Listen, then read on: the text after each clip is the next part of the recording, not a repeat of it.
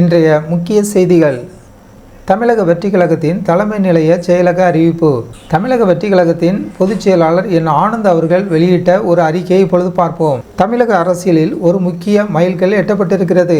தமிழக வெற்றிக் கழகத்தின் அரசியல் பயணம் இப்போது ஒரு அதிரடியான அடுத்த கட்டத்தை நோக்கி நகர்ந்துள்ளது. வரும் சட்டமன்ற தேர்தலில் தங்களின் பலத்தை நிரூபிக்க தயாராகி வரும் தேவக மிக முக்கியமான அறிவிப்பு ஒன்றை வெளியிட்டுள்ளது. இது குறித்த விரிவான தகவல்களை இப்பொழுது இந்த வீடியோவில் பார்ப்போம்.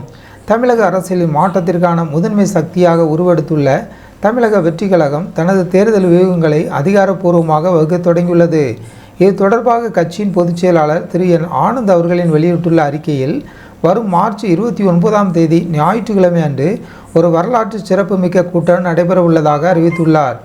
சென்னை நுங்கம்பாக்கத்தில் உள்ள தாஜ் கோரமண்டல் ஹோட்டலில் காலை 11 மணி அளவில் நடைபெறவுள்ள இந்த மாநில அளவிலான நிர்வாகிகள் கூட்டத்தில் தமிழக மக்களின் பேர ஆதரவை பெற்றுள்ள தலைவர் திரு விஜய் அவர்கள் கலந்து கொள்ள இருக்கிறார். இந்த கூட்டத்தின் மிக முக்கியமான சிறப்பம்சமே வரவிருக்கும் சட்டமன்ற தேர்தலுக்கான வேட்பாளர் அறிமுகம்தான்.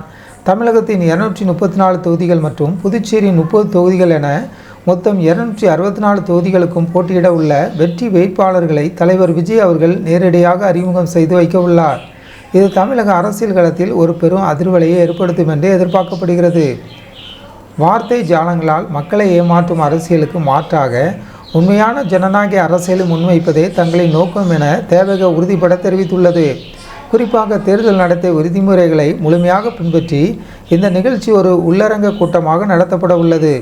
பாதுகாப்பு மற்றும் ஒழுங்கு கருதி தலைமை கழக நிர்வாகிகள் மற்றும் வேட்பாளர்கள் என அனுமதிக்கப்பட்ட 500 நபர்களுக்கு மட்டுமே இதில் பங்கேற்க அனுமதி வழங்கப்பட்டுள்ளது.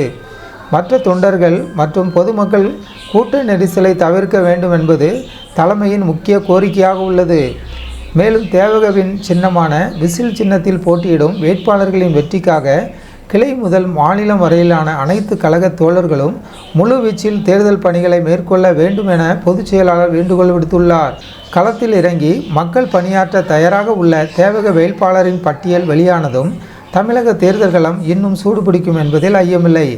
தலைவர் விஜய் அவர்களின் நேரடி மேற்பார்வையில் வெளியாக உள்ள இந்த வேட்பாளர் பட்டியல் இளைஞர்கள் மற்றும் சாமானிய மக்களின் குரலாக அமையும் என தொண்டர்கள் உற்சாகமடைந்துள்ளனர். வரும் 29ஆம் தேதி நடைபெறவுள்ள இந்த சந்திப்பு தமிழக அரசியல் வரலாற்றில் ஒரு திருப்பு முனையாக அமையப்போகிறது. இதுபோன்ற உடனுக்குடனான செய்திகளை தெரிந்து கொள்ள நமது ஜனநாயகம் டிவி சேனலை சப்ஸ்கிரைப் செய்யுங்கள்.